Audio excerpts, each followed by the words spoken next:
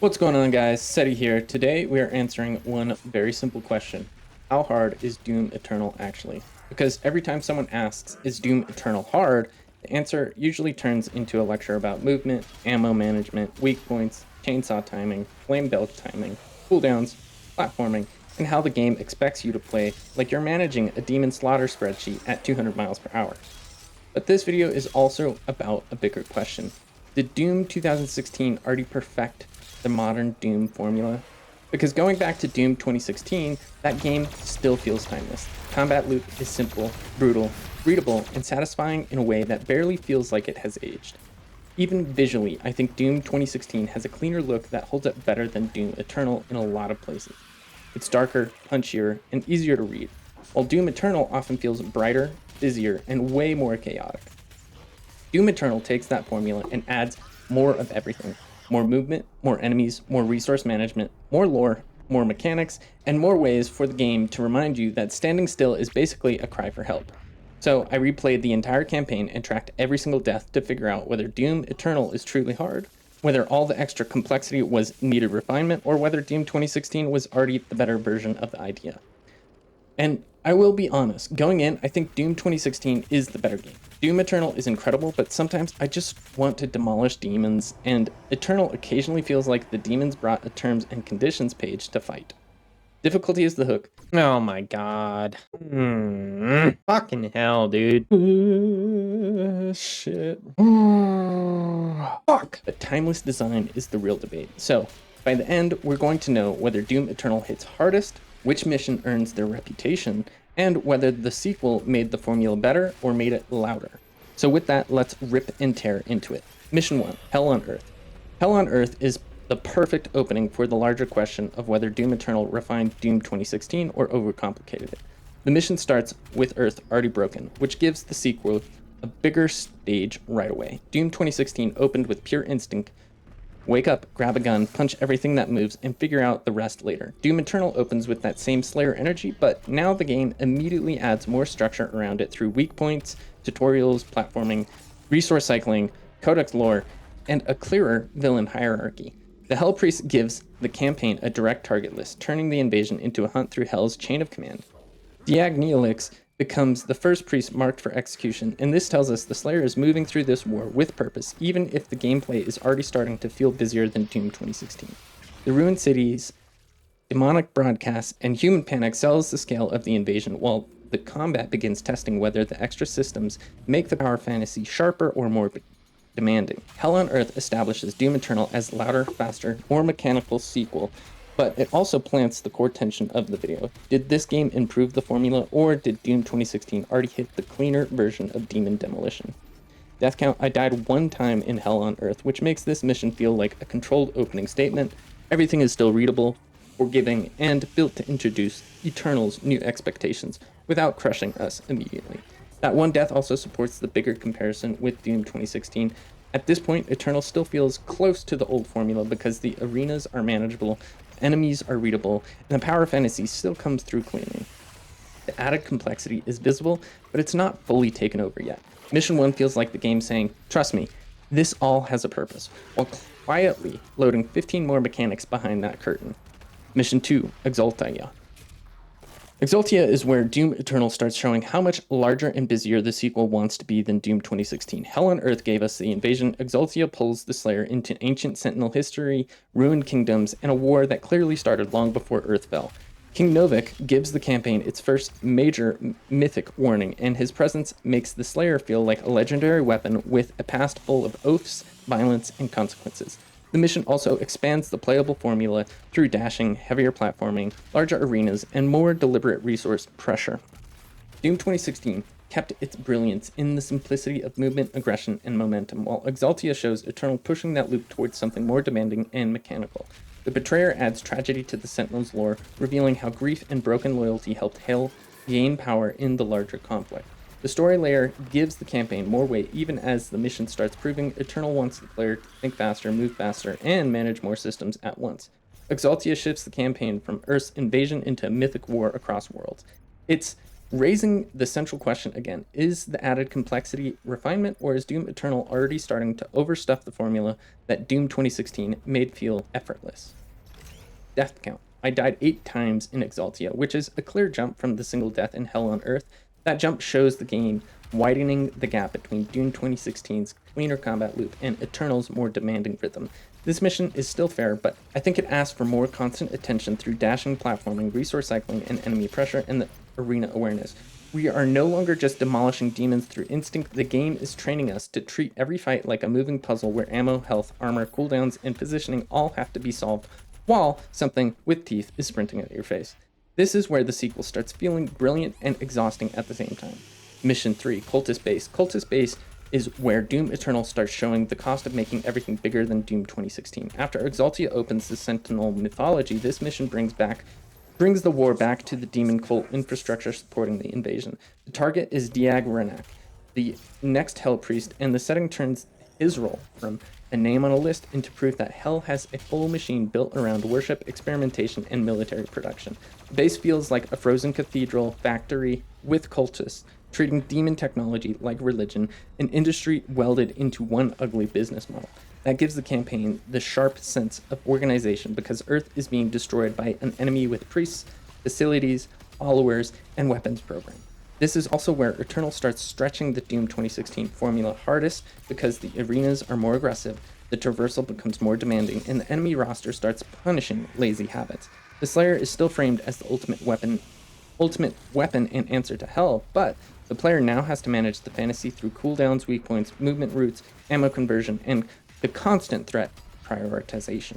By the end, Cultist Base makes the sequel Ambition impossible to ignore. Doom Eternal has more lore, more structure, and more combat depth, and the extra weight starts testing whether refinement and overload are separated by a very thin wall.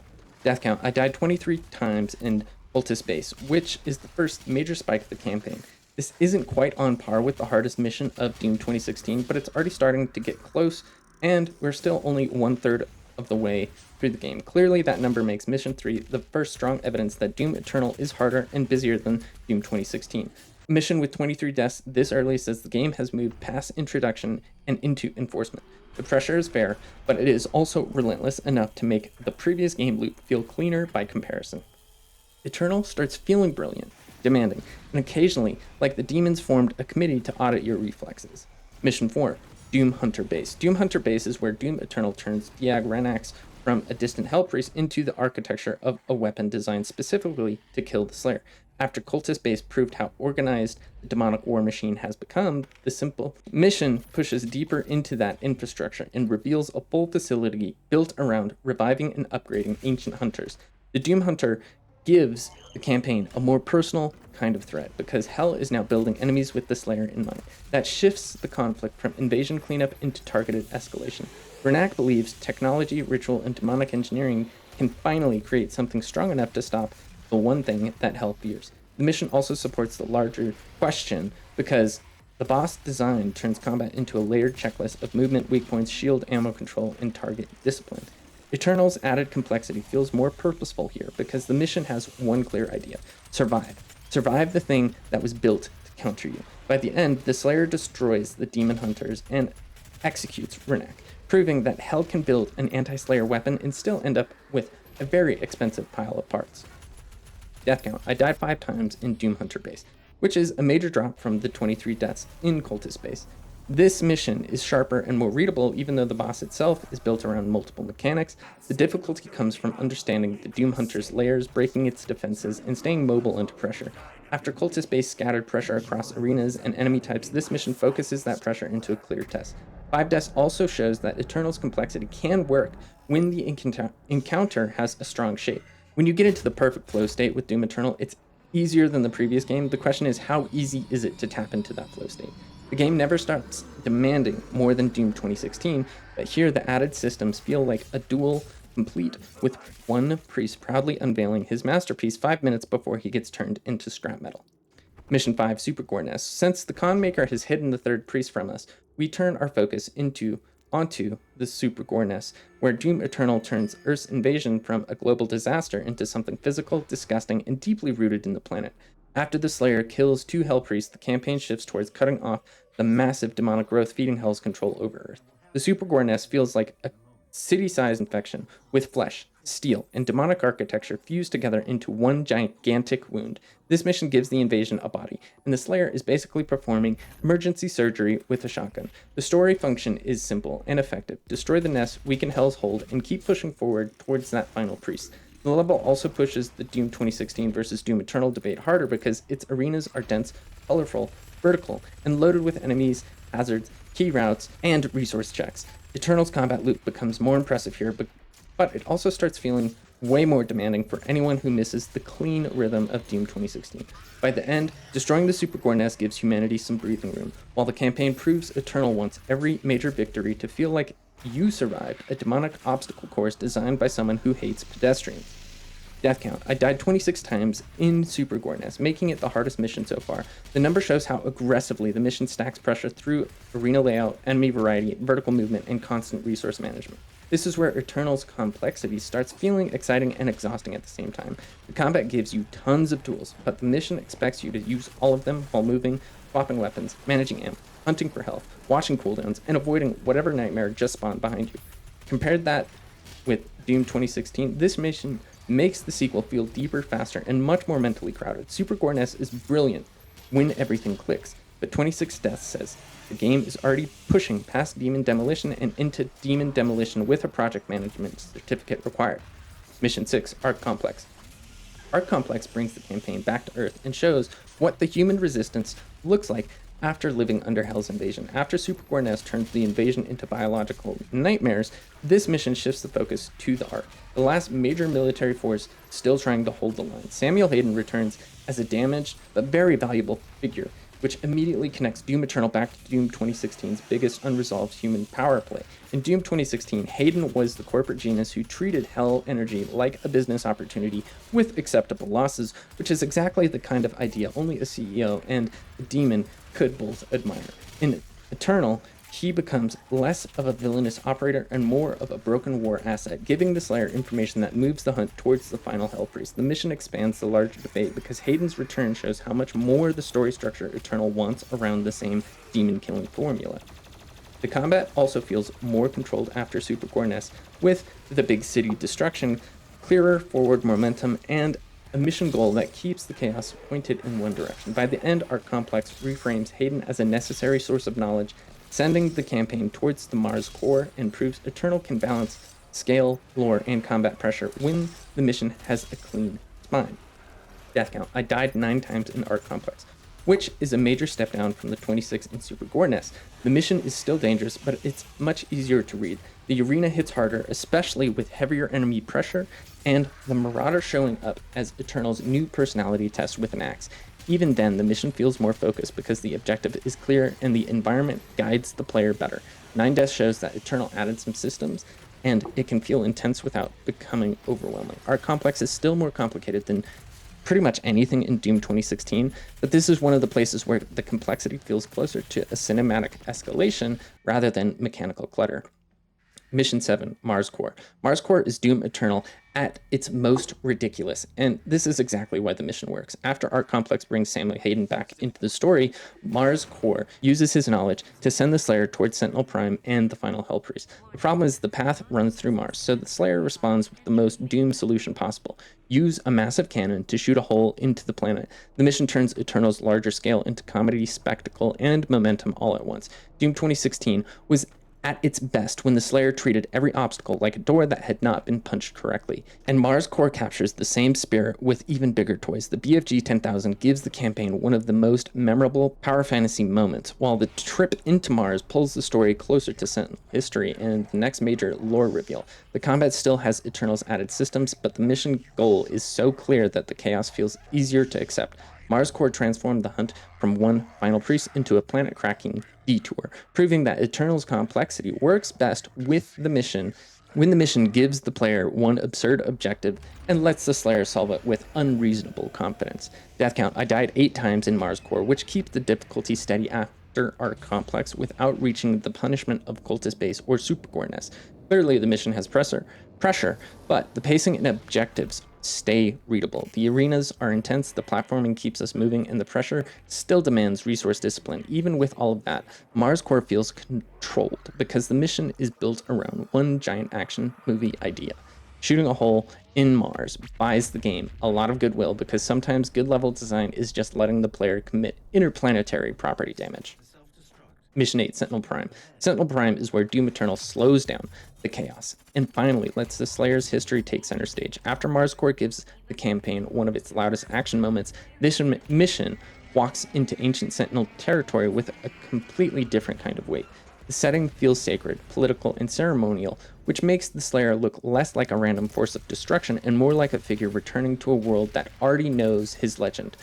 Daag Grab becomes the final Hell Priest target, but the real shift comes from seeing how the Con Maker, the Sentinels, and Hell's invasion are tangled together through old rules and older betrayals. The Con Maker tries to control the Slayer through law, warning, and divine authority, and the Slayer answers by executing the priest anyway.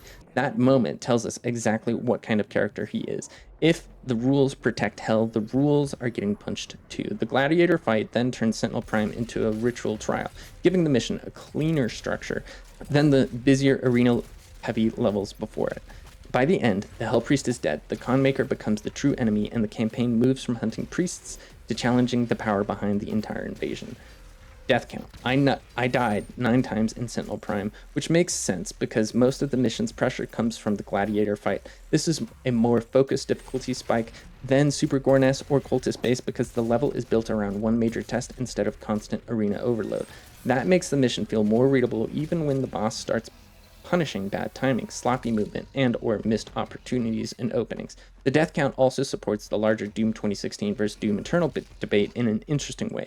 Sentinel Prime proves Eternal can use its complexity with restraint when the mission narrows the player's attention. 9 Deaths says the fight pushed back, but the mission structure stayed clean, which makes this one of Eternal's strongest examples of depth without the full demon spreadsheet experience. Mission 9, Taras Nabad. Taras Nabad turns Sentinel history into the key to stopping the Icon of Sin. After Sentinel Prime kills the final Hell Piece and exposes the Con Maker as the true power behind the invasion, the campaign needs a weapon strong enough to end the next phase of the war. That sends the Slayer into the ruined heart of Argent D'Nur, a fallen Sentinel city that feels like a monument to everything Hell corrupted and everything the Slayer lost. The mission gives his legend more texture by tying the Crucible to the ancient battles against the Titans beneath the city. This makes the Slayer feel like a myth walking through the wreckage of his own history, pulling an old weapon out of an old wound. Taras Nabad also deepens the contrast between Doom 2016 and Doom Eternal because the sequel keeps stacking story context around the violence, turning every major weapon into a piece of history. The mission scale, Sentinel architecture, and heavier enemy pressure all push the campaign towards the final act, where Hell, Urdak, and the Makers are about to collide. We obtain the Crucible, and the endgame has a clairvoyant path, and Eternal has finally committed to being a bigger, denser, and more lore-driven version of Doom. Death count. I died 13 times in Taras Nabad, which makes it one of the easier or moderate difficulty levels for Doom Eternal, while also being more difficult than most of the missions in Doom 2016. Mission 10 and 11, Necroval. Necroval is where we learn about the industrial system Hell has built up. After Taras Nabad gives the Slayer the Crucible, the campaign sends him into the city of Necroval to find a path to the Urdak and confront the Con Maker directly. Hell is harvesting human souls and refining them into Argent energy, which makes the invasion feel even more horrifying because Earth is being turned into fuel, kind of similar to the Matrix. This reframes the Makers because their divine image starts cracking once we see the machinery that supports their power. Doom 2016 already showed us the danger of exploiting Argent energy, but Necroval shows the full supply chain behind it. The result is, we finally make the connection to corporate greed, Hell's cruelty, and the Maker's corruption in one massive soul processing operation. The Slayer's climb through the facility feels like an attack on the engine behind the entire war. Necroval pushes the campaign into the final cosmic conflict. Destroying demons is no longer enough because the system feeding them has to be ripped apart too. The Con Maker feels less divine and more like the executive sponsor of the worst energy project in history. The mission ends by pushing the Slayer through the portal to Urdak, shifting the campaign from Hell's industrial horror to the corrupted heaven benefiting from it. Death count. I died 10 times in Necroval. Necroval is dense, hostile, and built around a steady climb through heavy resistance. Necroval Part 2, I died 4 times, which makes this one of the smoother later campaign missions. This is one of the places where Eternal's extra lore and combat systems feel focused. The missions have spectacle, momentum, and a clean story direction. Necrowall Part 2 proves Eternal can still lets the player feel powerful, even while explaining that the entire universe apparently runs on a soul-powered utility bill with a warranty policy that the Slayer is there to void with extreme prejudice. Mission 12, Urdak. Urdak is where Doom Eternal pulls the mask off its version of heaven. After Necroval reveals that Hell is harvesting souls into Argent energy, Urdak shows the polished world that benefits from that suffers. Urdak has a divine beauty to it, but the beauty is corrupted by demons and the Makers. The Makers present themselves as divine, but the mission reveals a civilization powered by corruption, dependency, and a bargain with Hell. That gives the Con Maker a strong villain shape because she is protecting an entire system built on sacrifice. Doom 2016 kept the story tighter around Mars, Argent Energy, and Samuel Hayden's ambition, while Eternal expands that same energy crisis into a cosmic supply chain. The Slayer entering Urdak turns the final act into a direct assault on false divinity, with the player breaking sacred machinery like customer support finally escalated the ticket to violence. The mission also sets up the Icon of Sin as the final consequence of the Con Maker's desperation, because losing control of the ritual unleashes the very thing she tried to use. By the end, Urdak has collapsed from heavenly order into cosmic panic, and the campaign points everything back towards Earth for the one final fight. Death count. I died 12 times in Urdak, which makes this feel like a real final stretch test before the finale. This is where Eternal's beauty and chaos start competing for attention. The setting is stunning, but the combat can feel crowded because the game is asking for movement, target priority, resource cycling, and visual tracking all at once. My 12 deaths say that Urdak earns its place near the end, while also proving the larger point of the video. Eternal's ambition is impressive, and sometimes the ambition makes the cleaner loop of Doom 2016 feel more timeless. Mission 13, Final Sin. Final Sin brings Doom Eternal back to Earth for the full collapse of everything the Con Maker tried to control. After Urdak falls into chaos and the Icon of Sin is unleashed, the campaign returns to the invasion where it all started, except now the threat has a face, a body, and enough size to make city planning feel pointless. The Icon of Sin turns the final mission into a race against extinction, because every second it remains alive pulls Earth closer to total consumption. This is where Eternal's larger mythology, Sentinel history, and Maker corruption, as well as Hell's invasion, all converge into the one last target. Doom 2016 ended with betrayal and containment, while Eternal ends with the Slayer tearing through the consequences of an entire cosmic system built on harvested souls. The mission works because the objective is brutally clear: reach the Icon, break the Icon, and end the invasion through force. It also brings the Doom 2016 versus Doom Eternal debate to its final point, because Eternal's spectacle is bigger, louder, and more mechanically loaded than anything in Doom 2016. The Slayer destroys the Icon of Sin, saves Earth from total demonic collapse, and leaves the campaign feeling massive, exhausting, and undeniably committed to turning every final boss into a planetary emergency. Death count. I died 7 times in Final Sin, which is surprisingly controlled for the final mission. I don't remember my exact death count when I first played Doom Eternal years ago, but this definitely felt easier than I remember. Maybe it was a skill issue back then, and I had finally resolved that, but I think I had 7 deaths alone on the Icon of Sin fight way back in the day. Either way, Final Sin is the game saying, you learn the systems, now use them to kill a skyscraper. Your brain starts sounding like a microwave with anxiety. That is where the comparison to Doom 2016 becomes so interesting. Doom 2016 feels timeless because the loop is simple, readable, and brutally satisfying. You move forward, you kill demons, you stay aggressive, and the game keeps that fantasy clean from the beginning to the end. Doom Eternal takes that same foundation and builds a much bigger machine on top of it. When the machine works, it's incredible. When it gets crowded, I start missing the cleaner flow of Doom 2016. So, where do I land? Doom Eternal is absolutely harder than Doom 2016, but I don't think it fully replaces Doom 2016. Eternal is deeper, faster, bigger, and more ambitious, as Doom 2016 is cleaner, darker, more readable, and, for me, more timeless. Eternal is an amazing sequel because it pushes the formula as far as it can go. And 2016's Doom still feels like the game that perfected the core things. So, my final answer is this. Doom Eternal is hard, and a lot of the time, it is brilliant. But if Doom 2016 is the perfect shotgun blast, Doom Eternal is the full weapon wheel exploding in your hands while 10 demons ask whether you remembered to manage your cooldown. And somehow, both are very Doom. But the real question is, how do these first 2 entries in the reboot measure up to Doom the Dark Age? Tune in next week to find out. If you've made it this far into the video, you may as well like the video and subscribe to the channel so you don't miss out on the bigger series. Until next time.